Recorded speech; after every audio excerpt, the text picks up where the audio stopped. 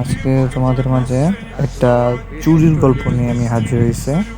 সেটা হলো, আমার বাসার পিছনে একটা লিচু গাছ ছিল, যেখান থেকে আমি প্রতি বছরই লিচু পেড়ে খেতাম। কিন্তু এবার এলাকার পোলাপানরা এসে দেখো লিচু পাড়তেছে। গাছের উপরে একটা উঠছে।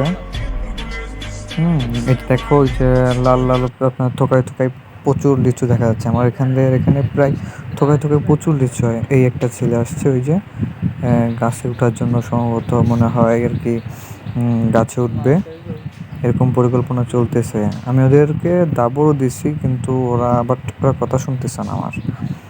বলে নাকি ওর দাদুর বাসা না কি জানি বললো, দূরে থেকে তো অত ভালো করে ও কথা শোনা যাচ্ছে না।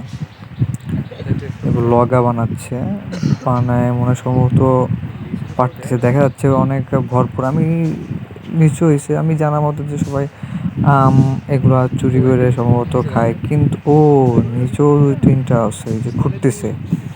ও হচ্ছে উপর থেকে আপনার লাঠি মারতেছে, লাঠি মারি ফেলতেছে, নিচেগুলো মনে হয় সম্ভবত ঘুরতেছে।